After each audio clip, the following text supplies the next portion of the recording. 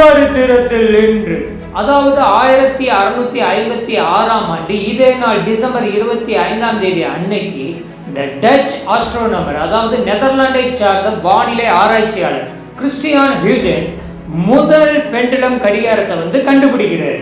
வாழ்த்துக்கள். சரித்திரத்தில் இன்று.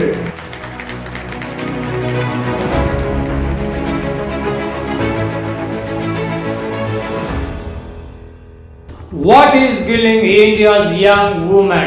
அதாவது நம்ம இந்தியாவில் இருக்கிற இளம் பெண்கள் 19 இருந்து 25 வயதுக்கு உட்பட்ட இளம் பெண்களுக்கு எதனால மரணம் நிகழ்கிறது அப்படின்னு ஒரு லிஸ்ட் அவுட் பண்ணியிருக்காங்க.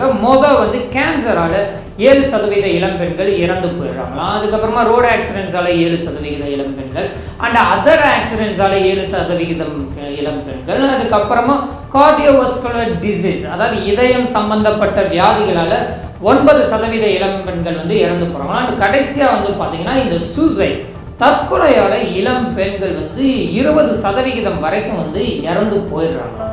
அதுபோக இதுல இருந்து நம்ம தெரிஞ்சுக்கிற லெசன் என்னன்னா, பெண்கள் எவ்வளவு மென்மையானவர்கள், இதயம் பலவீனமானவர்கள் தெரியும். ஸோ அதனால நம்ம வீட்டில் இருக்கிற பெண்களை நம்ம அன்பாக பார்த்துக்கணும், ரொம்ப கேர்ஃபுல்லாக ஹேண்டில் பண்ணிக்கணும்.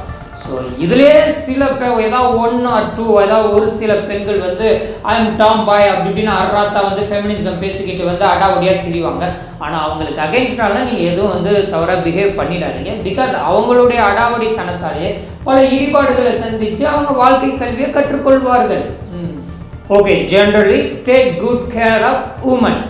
மக்தாரி வந்தான் யோகனா, இது என்னடா வாயிலே நுழையாத பேர் இல்லை. மக்தாரி வந்தான் யோகனான்னு ஒரு பெண்களுக்கான நலத்திட்டம் சத்தீஸ்கர் மாநிலத்தில் இருக்கு. ஸோ அங்கே பெண்கள்லாம் உதவித்தொகை மாதம் 1000 ரூபாய் அதுலேருந்து பெற்றுக்கொள்ளலாம். இதில் கடந்த ஒரு 2 வருடங்களாக சன்னி லியோன், நம்ம நடிகை சன்னி லியோன் பேரில் யாரோ அக்கௌண்ட்டை ஓப்பன் பண்ணி சன்னி லியோன் மாதம் நான் கஷ்டப்படுறேன் அப்படின்னு சொல்லிட்டு அந்த உதவித்தொகை அமௌண்ட் 1000 ரூபாய் வாங்கிட்டு இருந்திருக்காங்க. அதான் அப்புறமா இந்த ஆஃபீஸர்ஸ் எல்லாம் நோண்டி யாருப்பா இது சன்னி லியோன் அப்படின்னு சொல்லிட்டு உள்ளே போனால் அந்த பேங்க் அக்கௌண்ட் அந்த ப்ரொஃபைல் ஃபோட்டோலலாம் உண்மையாலுமே சன்னி லியோன் ஃபோட்டோ தான் இருந்தது.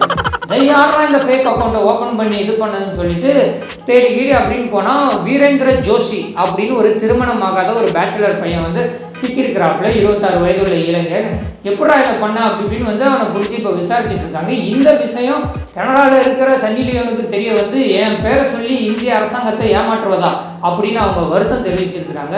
பார்த்தீங்களா என்னமெல்லாம் அட்டூழியம் பண்ணுறாங்கன்னு. நம்ம நாட்டிலேயே பெண்களுக்கு 1000 ரூபாய் கொடுத்துட்டு இருக்கிறாங்க.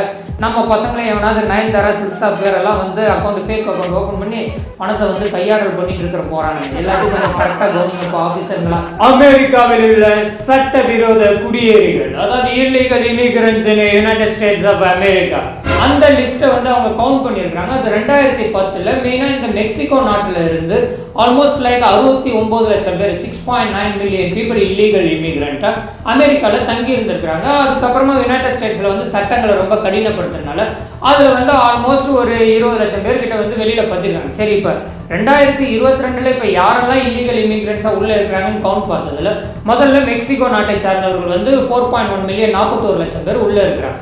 அதுக்கு அடுத்தபடியாக இந்த எல் சல்வாடர் அந்த நாட்டை சார்ந்தவங்க ஒரு ஆல்மோஸ்ட் லைக் ஒரு 8 லட்சம் பேர் உள்ள இல்லீகல் இமிகிரண்ட்டாக இருக்காங்க. 3வது இடத்துல யார் இருக்கிறாங்கன்னா சர்ப்ரைஸாக நம்ம நாடு இந்தியாவை சார்ந்த மக்கள் அங்கே சட்டவிரோத குடியேறிகளாக உட்காந்துட்டு இருக்கிறாங்க. எவ்வளோ பேர்னா 7 லட்சம் பேர் கிட்ட பார்த்தீங்களா.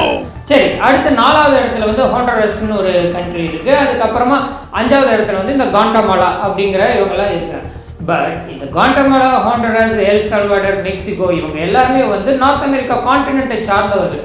ஸோ அதனால நியர்பை யுனைடெட் ஸ்டேட்ஸுங்கிறனால அதுக்குள்ளே இல்லீகல் இமிகிரண்ட்டாக போகிறாங்கன்னு வச்சுக்கலாம். பட் நம்மளுடைய இந்தியர்கள் பாருங்க, நம்மளுடைய ஏசியன் கான்டினென்ட்டுக்கும் அந்த நார்த் அமெரிக்கன் கான்டினென்ட்டுக்கும் நடுவில் ஒரு 3-4 கான்டினென்ட், இதெல்லாம் தாண்டி நான் வாழ்ந்தா அமெரிக்காவில் தான் வாழுவேன் அப்படின்னு அட்டம் பிடிச்சி யாரும் முறை யாருங்கள்லேருந்து அங்கே போய் அல்சாட்டியம் பண்ணிட்டு இருக்கிறாங்க. நெக்ஸ்ட் அது என்னது 20ஆம் தேதி அவர் பதவி ஏற்க போறாரு. எவ்வளோ பேர் அடிச்சு பத்தியோட போறாருன்னு தெரியல. இப்படி வேற ஒரு நாட்டில் போயிட்டு இல்லீகல் இமிகிரண்ட்டா ஒரு ஸ்ட்ரேஞ்ச் பர்சனா ஏலியன் மாதிரி ஒரு அடிமையா வாழ்றத விட நம்ம நாட்டில் கூழோ கொஞ்சியோ குடிச்சிக்கிட்டு ஒரு ராஜா மாதிரி சுதந்திரமா வாழ்ந்துட்டு போயிடலாமே. Every individual persons will and decision. So அது அமெரிக்காவில் தான் வாழ்வேன்னு நினச்சி போகிறவங்க அங்கே போகிறாங்க. அது சட்டவிரோதமாக போகிறதுனால தவறாயிருது. ஸோ போகிறதா லீகலாக போய் அங்கே ஸ்டே பண்ணுங்கள், சட்டவிரோதமாக இருந்தால் அடிப்பட்டு மிதிப்பட்டு எட்டி உதைக்கப்பட்டு திரும்பி நம் நாட்டிற்கே தள்ளப்படுவீர்கள்.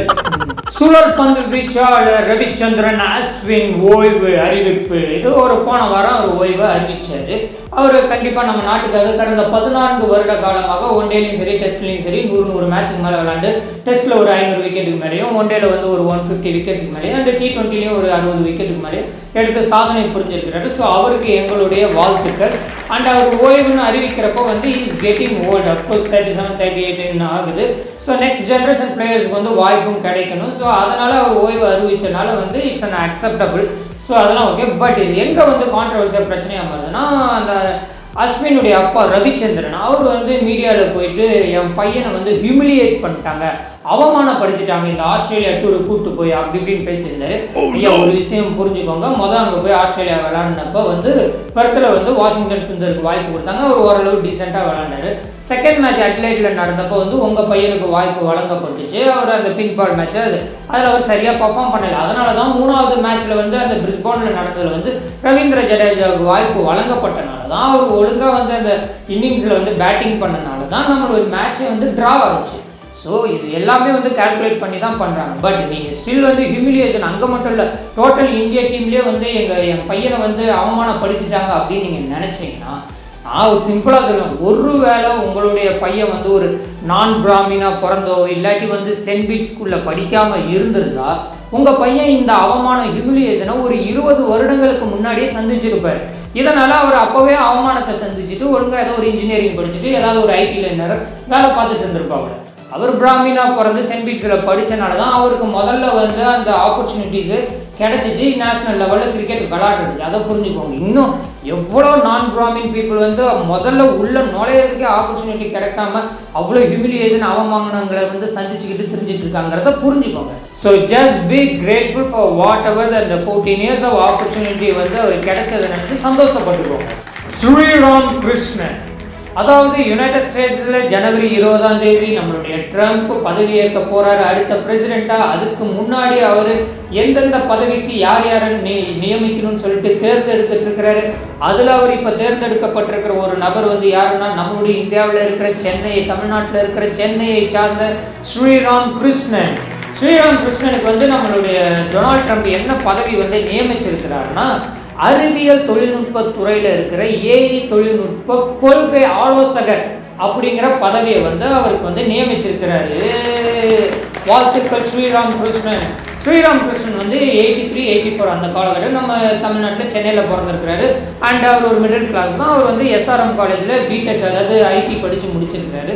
தென் மைக்ரோசாஃப்ட் அப்படி இப்படின்னு ஒர்க் பண்ணி இப்போ பாருங்கள் ஒயிட் ஹவுஸில் இருக்கிற அறிவியல் தொழில்நுட்ப துறையில் இருக்கிற ஏஐ தொழில்நுட்ப கொள்கை ஆலோசகராக தேர்ந்தெடுக்கப்பட்டிருக்கிறாருங்கிறப்ப ரொம்ப சந்தோஷமா இருக்கு. அண்டு இன்னொரு விஷயம் என்னன்னா, இந்த ஸ்ரீராம் கிருஷ்ணன் அவர் டோட்டலி பார்க்கறதுக்கு எங்களுடைய நண்பர் சந்திரசேகரன் முரளிதரன் அப்படின்னு எங்கள் நண்பர் ஒருத்தர் இருக்காரு.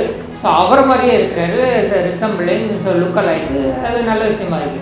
ஏரியா ஸ்ரீராம் கிருஷ்ணன் வாழ்த்துக்கள். தெரியாவா அதே யுனைடெட் ஸ்டேட்ஸ் அந்த அரிசோனா மாகாணத்தில் இருக்கிற ஃபீனிக்ஸ் சிட்டியில் வந்து டொனால்ட் ட்ரம்ப் ஐயா வந்து ஏதோ ஒரு இதில் கலந்துருக்கிறாரு ஃபங்க்ஷன்லையோ ஏதோ ப்ரோக்ராம்ல. அப்போ அவர்கிட்ட கேட்டிருக்காங்க, என்னங்க நீங்கள் வந்து இப்போ இந்த பிரசிடென்ட் ஆகிறதுக்கு வந்து உங்களுக்கு ரைட் ஹேண்டாக இருந்து உங்களை புஷ் பண்ணதே வந்து எலன் மஸ்க் தான். ஸோ ஃபியூச்சரில் வந்து எலன் மஸ்க் வந்து யுனைடெட் ஸ்டேட்ஸுடைய பிரசிடெண்ட்டாக ஆவாரா அப்படின்னு கேட்டதுக்கு வந்து அவர் அதிரடியாக வந்து நம்மளுடைய டொனால்ட் ட்ரம்ப் பதில் சொல்லியிருக்காரு. எலன் மஸ்க்கு வாய்ப்பே இல்லை ராஜா, வாய்ப்பே இல்லை. பிகாஸ் யுனைடெட் ஸ்டேட்ஸில் பிறந்த அந்த குடியுரிமை உள்ளவங்க மட்டும்தான், பிறந்தவங்களால மட்டும்தான் இந்த பிரசிடென்சியல் கேண்டிடேட்டுக்கு வந்து நிற்க முடியும். பட் எலன் மஸ்க் வந்து சவுத் ஆப்பிரிக்காவில் பிறந்தவர். ஸோ அதனால அவருக்கு வாய்ப்பு கிடையாது. அவர் என்னதான் வந்து முட்டுனாலும் முனங்கினாலும் அவரால் யுனைடெட் ஸ்டேட்ஸ் பிரசிடெண்ட்டாக ஆக முடியாது. முடியாது ராஜா, முடியாது. பாப்கார்னுடைய ஜிஎஸ்டி வரி சதவிகிதத்தை 18% அரசாங்கம் ஏற்றிருக்கிறாங்க. ஆமாங்க, ஏற்கனவே 5%, 12% இருந்தது, 18% ஏற்றிருக்கிறாங்க. இதனால வந்து நம்ம மக்களுக்கு வந்து நம்மளுடைய அரசாங்கம் மறைமுகமாக என்ன சொல்றாங்கன்னா, யாரும் வந்து இனிமே தியேட்டருக்கு படம் பார்க்க வந்துடாதீங்கப்பா. ஏன்னா ஆல்ரெடி வந்து பாப்கார்ன் ஜென்ரலி வீட்லேயும் சாப்பிடுவாங்க. ஆனால் அதிகப்படியாக வந்து பாப்கார்ன் உபயோகம் வந்து எங்கே இருக்குன்னா தியேட்டர்களில் தான் இருக்குது. ஸோ அங்கே வந்து ஆல்ரெடி பாப்கார்னுடைய விலை வந்து தியேட்டர் டிக்கெட்டை விட வந்து 2 மடங்கு 3 மடங்கு அதிகமாக இருக்குது. இப்போ இது 18% மாற்றுறதுனால அது 4 மடங்காக அதிகமாகும். அப்புறம் மக்கள் எங்கே தியேட்டருக்கு போய் படம் பார்க்குறது எல்லாம் அவங்க ஸ்மார்ட் மொபைலோ இல்லை ஆண்ட்ராய்ட் மொபைலோ லேப்டாப்போ இல்லை அவங்க உள்ளூர் டிவியில் இருக்கிறது வந்து டொரண்ட் பைரேட்டட் சைஸ்ல படத்தை பார்த்துட்டு விட்டுட்டு இருப்பாங்க, அவ்வளவுதான். சமீபத்தில் முடிஞ்ச அந்த பாரிஸ்ல முடிஞ்ச ஒலிம்பிக்ல வந்து துப்பாக்கி சுடுதல்ல வந்து 2 வெண்கலம் நம்ம நாட்டிற்காக வாங்கி கொடுத்த வீராங்கனை மனு பக்கர், அவங்க பேர் வந்து சமீபத்தில் இந்த நாமினேஷன் டு இந்த கெல் விருது அப்படின்வாங்க. அது வந்து தயன் சந்த் கெல் விருது, நம்ம இந்தியாவில் இருக்கிற உயரிய விளையாட்டு விருது. அதுக்கு நாமினேஷனுக்காக நேம்ஸ் எல்லா ஸ்போர்ட்ஸ்லேருந்தும் கொடுக்குறப்ப 2 வெண்கலப் பதக்கம் வாங்கி கொடுத்த மனு பக்கருடைய நேம் அதில் இல்லாமல் போனது கான்ட்ரவர்சி ஆயிடுச்சு. அவங்க சைட்லேருந்து என்ன சொல்கிறாங்கன்னா, அவங்க ப்ராப்பராக அப்ளை பண்ணலைங்க அப்படின்னு வந்து அஃபிஷியல்லேருந்து சொல்கிறாங்க. இவங்க வந்து எங்கள் மேலே சரி தவறுகள் இருக்கலாம், நாங்களும் விட்டுட்டோம் அப்படி இப்படின்னு தான் சொல்கிறாங்க. ஃபைனலாக இப்போ நம்மளுடைய மனு பக்கருடைய நேம் வந்து அந்த நாமினேஷன் லிஸ்ட்டில் ஆட் பண்ணிட்டாங்க. ஸோ வாழ்த்துக்கள். ஸோ யார் வின்னருங்கிறத கொஞ்சம் நல்லா அனௌன்ஸ் பண்ணுவாங்க. பேட்மிண்டன் பிளேயர் பிவி சிந்து அவங்களுக்கு சமீபத்தில் ஹைதராபாத்ல மேரேஜ் நடந்திருக்கு, வாழ்த்துக்கள். அதில் ஒரு சுவாரஸ்யமான தகவல் வேணும்னா, அந்த மேரேஜ் அந்த வரவேற்பு ரிசப்ஷன் அதை வந்து நம்மளுடைய தலை அஜித் அட்டன் பண்ணியிருக்கிறாரு. ஒரு ஜிம்மில் ஒரு ட்ரைனர் இருந்திருக்காரு. அந்த ட்ரைனர் கிட்ட வந்து புதுசாக ஜிம்மில் ஜாயின் பண்ணலான்னு சொல்லிட்டு ஒருத்தர் வந்து அங்கே என்கொயரி பண்ணிட்டு இருக்காரு. ஐயா மாதம் எவ்வளோங்க ஃபீஸு, இல்லை வருடம் எவ்வளோங்க ஃபீஸ். ஆனால் அந்த ட்ரைனர் வந்து இவர்கிட்ட பேசிட்டு இருக்கும்போது எதையும் யோசிச்சுட்டே இருந்துட்டு டக்குன்னு யோசிச்சு, ஓ நீ போன வருஷம் இதே மாதிரி வருட கடைசியில் டிசம்பர் மாதம் வந்து இந்த ஜிம்மில் சேர எவ்வளோ பணம்னு கேட்டுட்டு போனவன் தானே அப்படின்னு வந்து கேட்டோடனே அவன் அரண்டு போயிட்டானா. ஆமாங்க, அதுவும் உண்மைதாங்க. இந்த இதில் வந்து நிறைய விஷயங்கள் உள்ள அடங்கி இருக்குங்க. என்னென்னா, எவ்ரி வருட கடைசியிலையும் வந்து கடைசியாக இந்த சில பேர் தெரிவானுங்க, இந்த வருஷத்துலேருந்து நான் புதுசாக ஏதாவது பண்ண போகிறேன், புரட்சி பண்ண போகிறேன் அப்படி இப்படின்னு சொல்லிட்டு அந்த டிசம்பர் மாதம் கடைசியில் யோசிப்பானுங்க, ஜிம்மில் ஜாயின் பண்ண போகிறோம், பாடியை பில்ட் பண்ண போகிறேன்னு. பட் நிறைய பேர் அதில் சில பேர் வந்து ஜிம்லேயும் ஜாயின் பண்ணுவாங்க. ஆனால் ஒரு 10 நாள் 15 நாள் வருவானுங்க, அது வராமலே டிஸ்கண்டினியூ பண்ணிடுவானுங்க, அது தெரியல. ஸோ அதை ஃபன் பண்ணி தான் இந்த மீமை வந்து போட்டிருக்கிறாங்க. பட் நெக்ஸ்ட் டைம் எல்லாரும் ஜிம் ஜாயின் பண்ணுறீங்கன்னா பண்ணி ரெகுலராக ஒர்க் அவுட் பண்ணுங்கள். Keep your self fit.